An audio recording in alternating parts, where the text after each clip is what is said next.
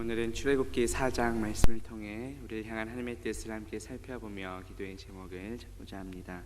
4장 1절 위에 소제목 보시면 여호와께서 모세에게 능력을 주시다라고 나옵니다. 구약에서의 여호와는 신약에 넘어오면 주로 번역됩니다. 따라서 모세에게 능력을 주신 분은 우리 주 예수 그리스도이십니다. 신약성경 고린도전서 1장 24절에 보면 그리스도는 하나님의 능력이라고 말씀합니다. 오늘 말씀을 통해 우리에게 능력 주시며 하나님의 능력이신 예수 그리스도를 만나는 저와 성도님들 되시기를 주님의 이름으로 축복합니다. 1절 말씀 보시면 모세가 대답하여 이르되 그러나 그들이 나를 믿지 아니하며 내 말을 듣지 아니하고 이르기를 여호와께서 내게 나타나지 아니하셨다 하리이다 라고 말씀합니다. 바로 앞장인 출애굽기 3장에서 하나님께서는 모세를 부르셨습니다. 그런데 그에 대한 모세의 대답은 어떻습니까? 이스라엘 백성들이 절대로 자신을 믿지 않을 것이라고 우려를 합니다. 하나님께서는 분명히 모세와 함께 하시겠다고 말씀하셨습니다. 그럼에도 불구하고 모세는 지금 부족한 믿음의 모습을 보입니다. 그렇다면 우리의 모습은 어떠한지 돌아봅시다. 하나님께서 함께 하시겠다는 그 약속의 말씀을 온전히 믿고 계십니까? 혹시나 의심하며 불순종하는 모습이 우리에게 없는지 돌아봅시다. 하나님의 말씀, 하나님의 약속을 온전히 믿음으로 순종하여 하나님을 기쁘시게 하는 저와 성도님들 되시기를 주님의 이름으로 축복합니다. 하나님의 명령은 무엇이었습니까? 바로에게 가서 이스라엘 자손을 애굽에서 인도하는 것이었습니다. 바로 앞장인 출애굽기 3장 10절에 보면 이제 내가 너를 바로에게 보내어 너에게 내 백성 이스라엘 자손을 애굽에서 인도하여 내게 하리라 하고 말씀하십니다. 모세는 설사 이스라엘 백성들이 자신의 말을 듣지 않더라도 가서 전하라는 하나님의 명령대로 순종했어야 했습니다. 그럼에도 불구하고 여전히 이스라엘 백성들이 자신의 말을 믿지 않을 것이라며 염려합니다. 그러자 하나님께서는 모세에게 확신과 담대함을 주시기 위해 몇 가지 이적을 보이십니다. 본문 2절 말씀 보시면 여호와께서 그에게 이르시되 내 손에 있는 것이 무엇이냐? 그가 이르되 지팡이니이다 라고 말씀합니다. 성경에서의 손은 특별히 능력이나 힘을 상징할 때 사용합니다. 하나님의 능력을 표현할 때 하나님의 손이라는 표현을 사용합니다. 하나님께서는 모세에게 내 손에 있는 것이 무엇이냐고 물으셨습니다. 이것은 무엇을 의미할까요? 하나님의 권능이 담긴 지팡이가 모세의 손에 주어졌음을 깨닫게 하기 위함입니다. 신약성경 고린도전서 1장 18절에 보면 십자가의 도가 멸망하는 자들에게는 미련한 것이요 구원을 받는 우리에게는 하나님의 능력이라고 말씀합니다. 앞서도 예수 그리스도가 하나님의 능력임을 말씀드렸습니다. 모세의 손에 있는 지팡이는 곧 하나님의 능력이신 예수 그리스도의 십자가임을 보여줍니다. 우리 손에 가진 것은 무엇입니까? 인간적인 눈으로 봤을 때 보잘것없어 보인다 할지라도 하나님께서 함께 하시면 우리는 능히 하나님의 도구로 쓰임받을 수 있습니다. 지팡이는 또한 한 지파의 상징이며 지도권과 권위를 의미합니다. 본래 모세의 지팡이는 목자로서 양을 보호하는 용도였습니다. 그런데 하나님께서 함께 하심으로 모세가 출애굽을 인도하는 과정에서 강한 리더십과 지도력을 보여주는 물건이 되었습니다.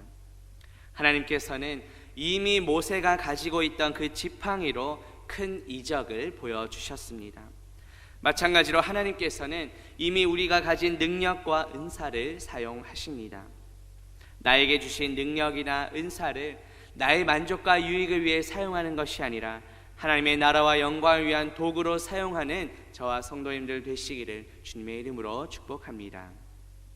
본문 3절 말씀 보시면 여호와께서 이르시되 그것을 땅에 던지라 하시매 곧 땅에 던지니 그것이 뱀이 된지라 모세가 뱀 앞에서 피하매 라고 말씀합니다.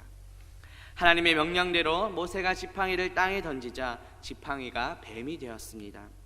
성경에서 보통 뱀은 대체로 사탄을 상징합니다. 본문에 나오는 뱀은 그 애굽의 역사 속에서 왕의 권력을 상징합니다. 하나님의 백성인 이스라엘을 괴롭히는 애굽을 상징합니다. 실제로 고대 애굽에서는 뱀을 숭배하는 풍습이 있었습니다. 하나님께서 첫 번째 이적으로 지팡이를 뱀으로 변하게 하신 것은 당시의 애굽의 술객들도 일반적으로 행하는 술법 중에 하나였기 때문입니다. 하나님께서는 이 세상의 술법사들이 행하는 일은 아무것도 아니라는 것을 모세에게 가르쳐주고자 하셨습니다. 우리 하나님께서는 말씀으로 온 세상을 창조하신 분이십니다.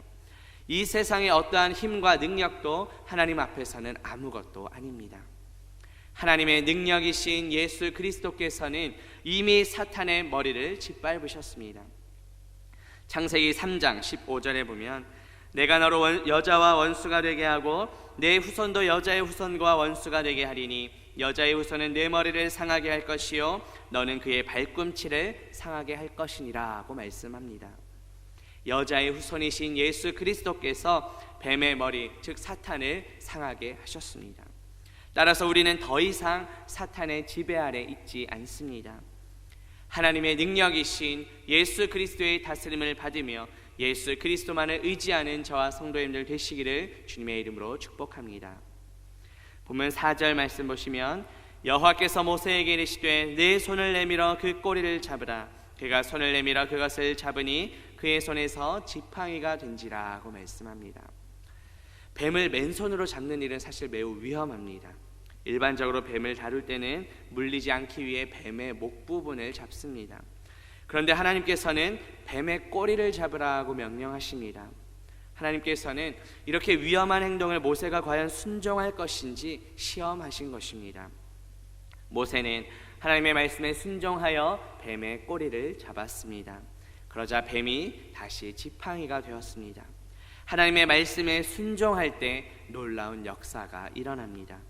나의 생각과 판단으로 불순종하는 것이 아니라 믿음으로 순종하여 놀라운 은혜를 경험하는 저와 성도님들 되시기를 주님의 이름으로 축복합니다.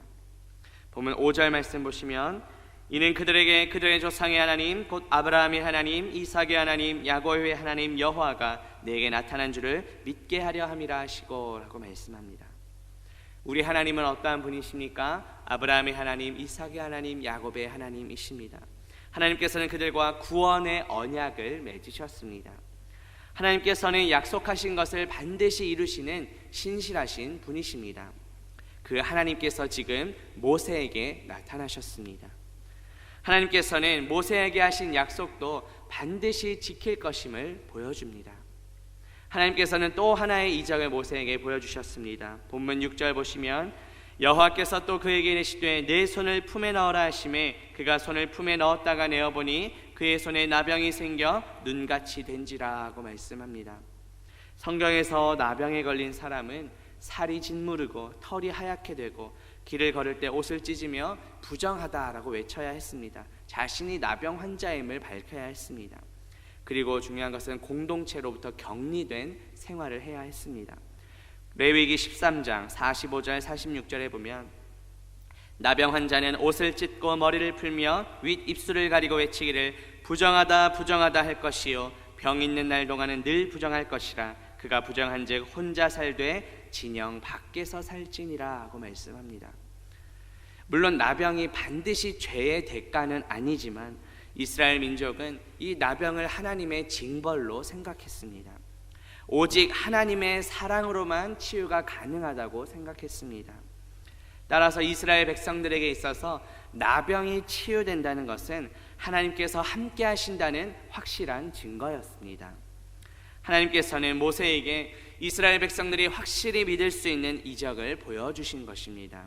보면 7절 보시면 이르시되 내 손을 다시 품에 넣으라 하시매 그가 다시 손을 품에 넣었다가 내어보니 그의 손이 본래의 살로 되돌아왔더라 하고 말씀합니다. 하나님께서는 나병에 걸린 모세의 손을 회복시켜 주셨습니다. 이것은 무엇을 보여주시는 것일까요? 마치 나병에 걸린 것과 같은 이스라엘 백성들을 온전히 구원해 주시겠다는 것을 보여주신 것입니다. 우리 역시 죄와 허물로 죽었던 자들입니다. 그런데 하나님의 능력이신 예수 그리스도를 통하여 우리를 온전히 구원해 주셨습니다. 예수 그리스도께서는 하나님과 원수였던 우리를 다시 하나님과 화목하게 해주셨습니다. 하나님과의 관계를 회복시켜 주셨습니다. 이 모든 것은 우리의 공로가 아니요 전적인 하나님의 은혜입니다. 값없이 구원의 은혜를 베풀어 주신 그 예수 그리스도께 감사드리는 저와 성도님들 되시기를 주님의 이름으로 축복합니다. 본문 8절 말씀 보시면 여호와께서 이르시되 만일 그들이 너를 믿지 아니하며 그 처음 표적의 표징을 받지 아니하여도 나중 표적의 표징은 믿으리라 하고 말씀합니다.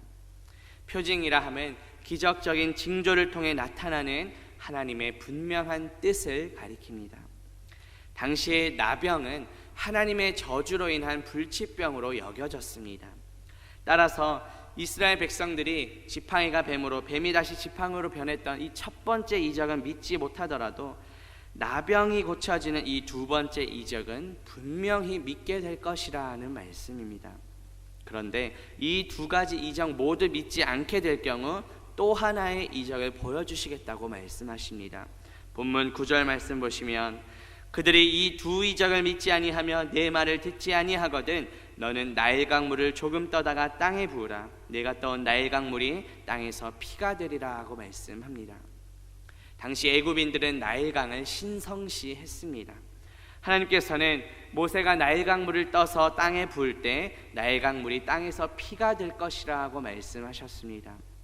애굽인들이 신성시하던 그 나일강물이 피로 변한다는 것은 하나님께서 바로와 애굽의 모든 신들도 멸망시킬 수 있는 전능하신 분임을 보여줍니다. 예수 그리스도께서는 이미 사탄의 세력을 멸망시키셨습니다. 사망 권세 이기시고 부활하셨습니다. 우리의 믿음이 연약해지고 하나님의 말씀에 순종하기가 어려워질 때 부활 승리하신 예수 그리스도를 바라보며 담대히 나아가는 저와 성도님들 되시기를 주님의 이름으로 축복합니다. 기도합니다. 하나님 아버지, 오늘 말씀을 통해 모세에게 능력을 주시는 하나님을 보게 하시니 감사합니다. 우리의 믿음이 연약해지고 말씀에 순종하는 것이 힘들어질 때 모든 사탄의 세력을 이기시고 사망 권세 이기시고 부활 승리하신 예수 그리스도를 바라보게 하옵소서. 우리 안에 여전히 남아있는 모든 의심과 불순종들이 다 사라지게 하시고 전능하신 하나님의 능력을 의지하는 우리 모두가 되게 하옵소서. 예수 그리스도는 하나님의 능력이심을 믿습니다. 우리 안에 계신 예수 그리스도의 능력을 의지함으로 담대하게 나아가는 우리 모두가 되게 하옵소서. 예수 그리스도의 이름으로 기도합니다. 아멘.